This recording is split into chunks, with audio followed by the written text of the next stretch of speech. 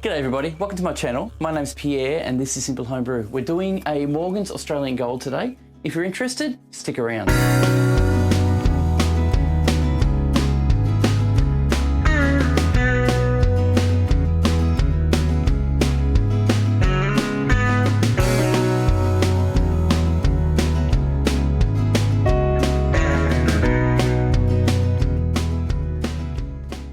Well, the first part of the instructions state that we need to use 250 grams of dextrose. So I pulled aside some dextrose to get ready, but I kept reading the instructions and they have a second recommendation, which kind of contradicts the first recommendation. I don't know why they're doing it and it hasn't explained why. It says to use 200 grams of dextrose and 200 grams of maltodextrin. Now I don't have any maltodextrin, so I'm going to do the first part of the instructions and use 250 grams of dextrose. So shall we get into it?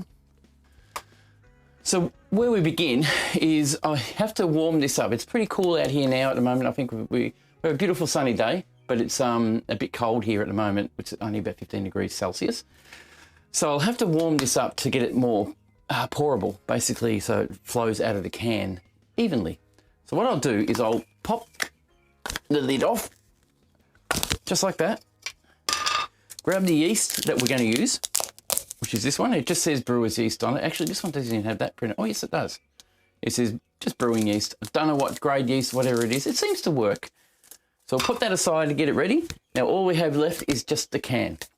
The instructions are on the back. They're pretty self-explanatory and they're pretty easy to follow, so make sure you read them. So what I'll do is once the kettle's boiled, I'll pour that over the extract can. Let that sit for about 15 minutes with the lid on so the heat stays in. And while I'm waiting for that to heat, which is, it'll be pretty good by 15 minutes, I will clean my fermenter and get it ready for my wort. So the kettle's boiled. We'll quickly just pour it over the top of this. This is about, probably about 2 litres. We'll do it like this because it just seems to work really well when I do it like this. And all it does, it just allows the can to heat up quite quickly, actually. The reason I do this, as I said, is to soften the extract inside. Now it's boiling water, so be careful not to burn yourself. Whack the lid on and we'll go to the next bit. So while that extract is heating up, I just want to quickly let you know that I've been studying my analytics for my videos. What I found is that 70% of you are not subscribers, which is quite normal, to tell you the truth. And a lot of them are about 50%, between 50 and 70, 80% aren't subscribers. I would love to get that number down. If you guys like what you see and you want to be notified, hit that like button, hit that subscribe button, hit that bell and let me know that you love me. Now I'm going to measure out my dextrose. I'm using my Fermzilla yeast bowl. I'm going to whack it on the thing. I'll put you down here so you can see where I'm at. So I hope you guys can see what I'm doing there. Just get my dextrose, which is a sealed unit anyway, so brewing sugar. So it's so simple to do this. All I need to do is dissolve it. I'm going to pour it in, get my 250 grams that they recommend. Just a fair bit of sugar anyway, so it's going to give me something.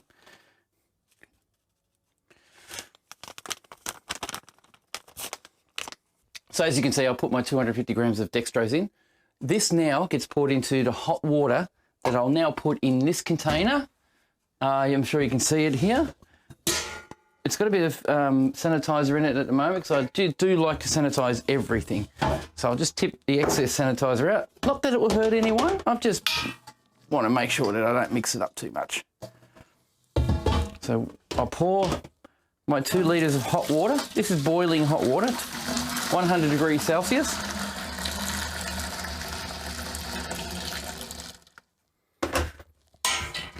And I'll grab my dextrose.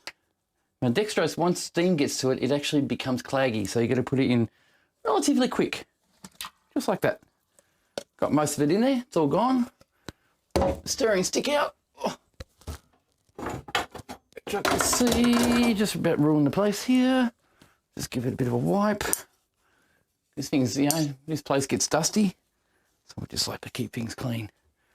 Okay, dextrose already looks pretty close to dissolved. Now we just use the hot water because it helps the dextrose dissolve much easier and become what it is now. So I'm just stirring it. As you can see, already dissolved, done. It's like clear water. Now that will be a little bit sweet, very much. And it has a bit of a sour taste to it, which I guess that's dextrose. So now I'll open my can, which I haven't got my electric can opener. If you've seen my videos in the past, my poor old electric can opener was getting pretty tired. Looks like it's already spat the dummy. Doesn't matter. Okay, so now I'm going to open this. We'll get rid of the hot water, which is not so hot anymore. I'll get this can opened. Now this can opener here actually cuts on the side, so we get a sharp edge, which is one I don't always like using, but I'm using it anyway. Probably is quicker than the electric can opener. So I guess it was pure laziness on my behalf years ago when I got this electric can opener and started working with that. But it'll do the job. I hope it does, because I can't hear it working now. Hey, the whole lid come off on this one. And that's the other thing, the whole lid comes off, which I don't mind. It might actually make it less complicated to pour. Get you closer so you can see. Look at that.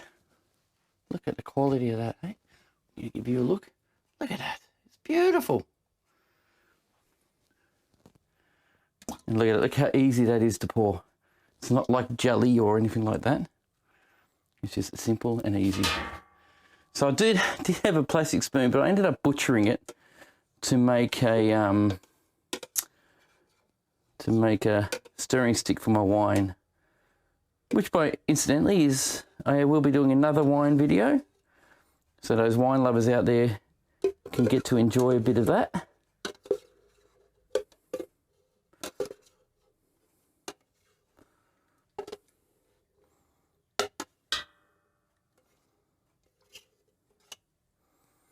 So I got a fair bit of extract out of there.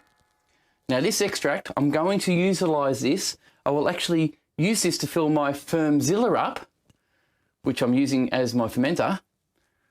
And by the time I fill the Fermzilla using this whole thing will be cleaned right out. So it'll be a bit discoloured, which means it's cleaned this out and all that little extract, that little bit of extract has gone into my Fermzilla. So what I'll do is I'll just quickly stir this up, get it mixed through.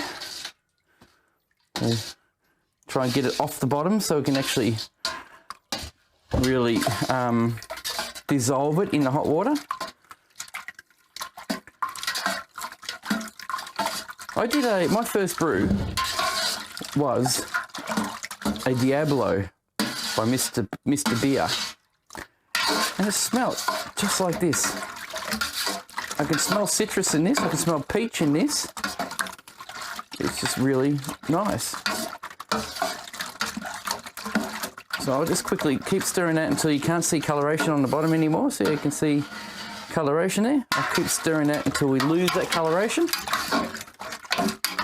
And then I'll put the lid on, just leave it sit, and I'll go and fill up my Fermentasaurus. So I'll be back with you in a minute.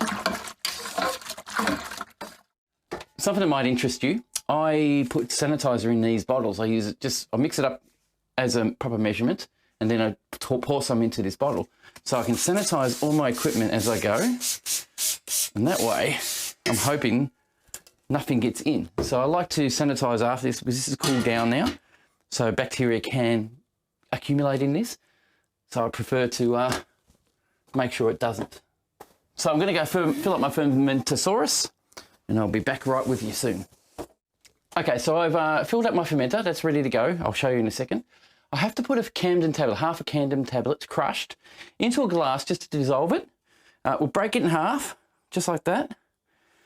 I'll pop that back in its bag. What Camden tablets do, and I'm repeating myself, I know, for those people who haven't seen this before, is it neutralises your chlorine and chloramine, which adds chlorine and chloramine in your water supply, adds some off flavours in your beer. And what I do is I just get 2 teaspoons, like that, same shape, and crush it. And that basically turns it into a powder, so you don't have to go crazy with it all. So that works just like that. Gives me a nice little crush. And I'll just pop it in a warm glass of water to help it dissolve. And I'll leave that for 10-15 minutes, which I probably should have done this before with the hot water when I had it, but I'll just leave that to dissolve for 10 minutes. That will dissolve into our Fermentasaurus water, which is municipal water, cold water from the tap, and help me neutralize our chlorine in our water. So I'll just show you this. You can see it from that one. I'll pop this on. Now I'm pretty sure you can see. Here's our topped up fermenter. It has 19 litres of water in it, or tap water. This is just cold tap water. We need to keep it at around 25 degrees Celsius according to the instructions. What I'm going to do now is open her up. Now this is a pressure fermenter, and I am going to pressure ferment, but I found that when you pressure ferment wine, in case, that's when you have issues, it seems, with wine. So don't pressure ferment wine, it doesn't work.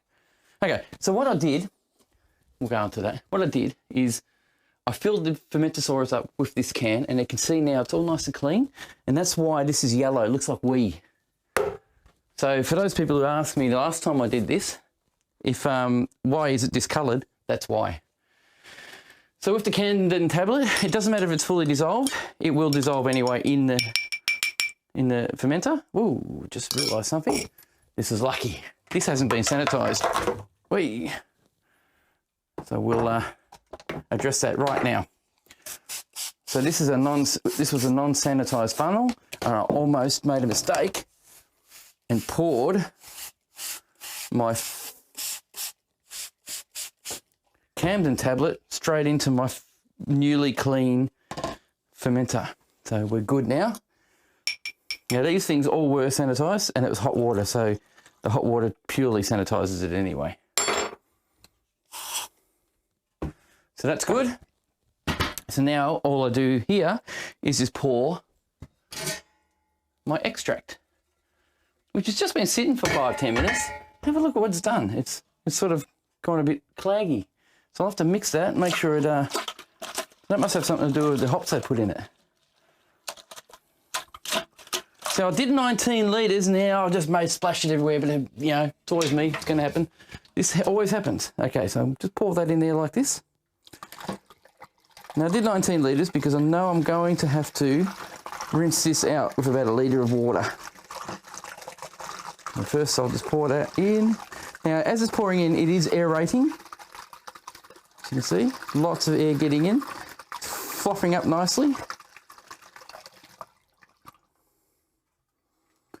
So that's... Now that measurement has gone to... Oh, where'd it go?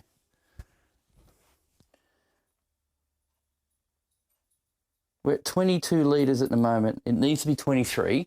So I need to top this up with 1 litre of water and rinse this out with it. And once that's done, I can pour that in and that'll get me to 23 litres. Okay, all right, so I've got some water in here.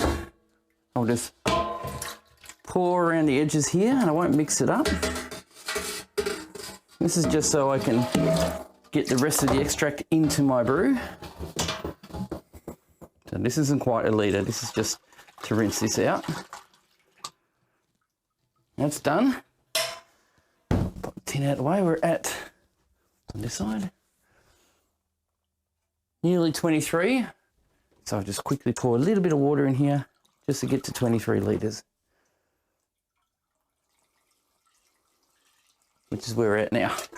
Now you will get a loss. So I've opened the valve at the base to catch the trub that comes out. That's about, when it's a 500ml yeast tray, but normally we lose about 500 to a litre of trub.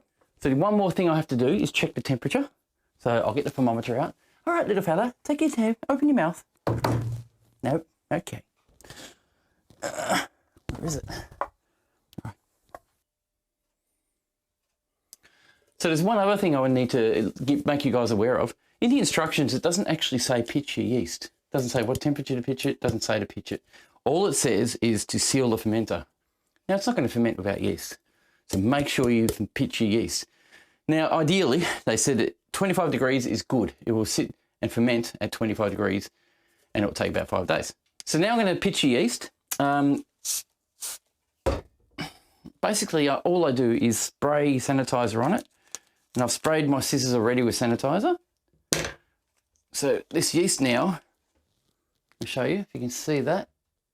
Nice yeast, smells like bread yeast basically. But it's brewer's yeast, of course. All I do now is just pitch it in. This is what they call pitching. Just let all the grains get in there. And look, they say stir it. They say don't stir it. They say it's better if you stir it. Some people say it doesn't matter. To tell you the truth, I've done it many times now. And every single time I've had the same result, whether I stirred it or not. So it's entirely up to you if you want to stir it. But me, in my experience that I've had so far in a couple of years I've been brewing, stirring is not necessary. Maybe to get it away from the ball, but that's about it. You do need to oxygenate your brew, but that happens when you're pouring water, and water from the tap is fully oxygenated anyway, so that's not a big deal. So I'm whacking my lid on there. Now with Fermzillas, it is always a good idea. I've got a lubricant on this, which is like a food grade lube, because it can get very difficult to remove it later. So this lubrifilm, this is really, it's all food grade and it's good quality. This will stop you from having trouble getting the lid off later. So I'll whack a lid on, nice and tight or firm, not over tight. I mean, that's enough. And we've actually pitched our yeast, got it ready, and now our Fermentasaurus is now on its way to being made.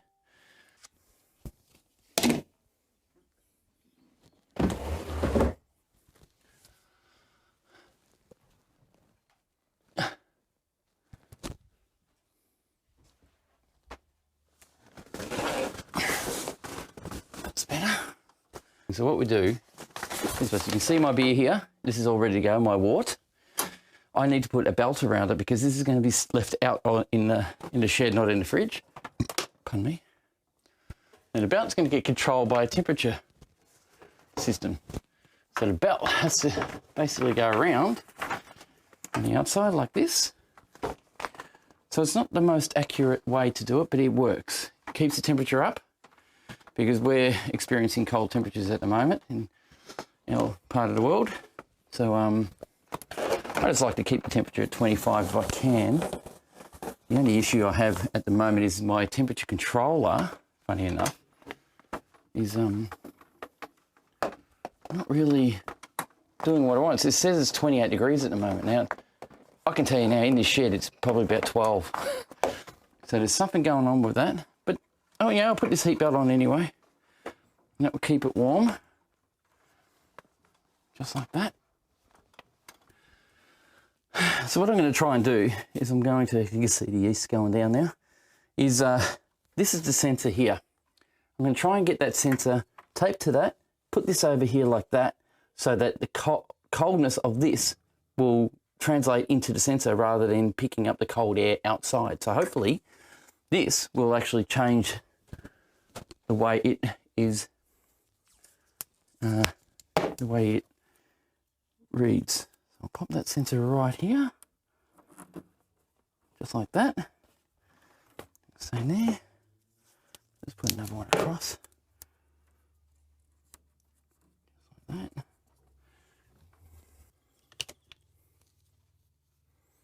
Pop that over like that.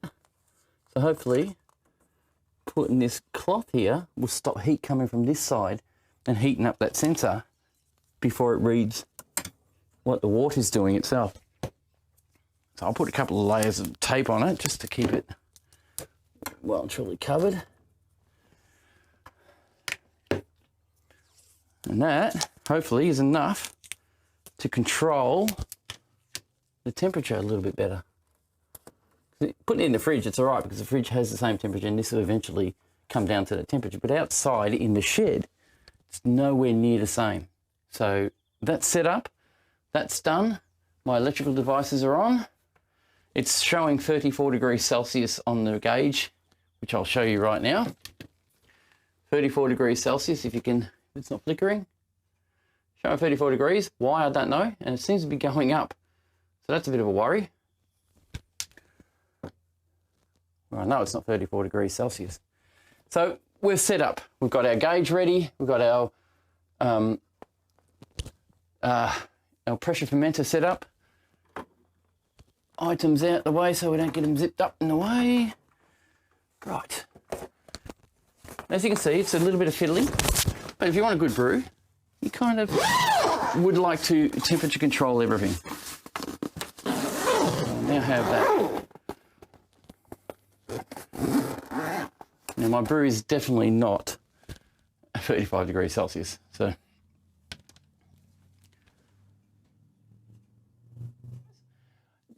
So we've finished our Morgan's Australian Gold. It's fermenting now. We're getting ready to start fermenting. It'll kick off in about a day or two. When I'm finished, I'm going to do a full Morgan's Australian group of taste testing with a friend, and we're going to assess and taste what it actually is like.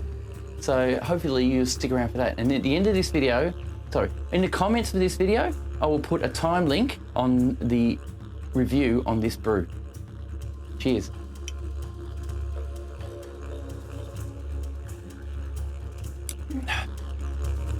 So I poured myself a stout. That's what it looks like. It's a beauty, this one. I'll be doing a taste test on it soon, and yeah, I hope it tastes good. I'm sure it tastes good. It tastes brilliant. I'll make another batch, and I'm going to put a bit more, try a different method to making it. As it's aging, it's starting to taste even better, so I'm really happy with it. Can't whinge about it. No Vegemite flavour. Really good.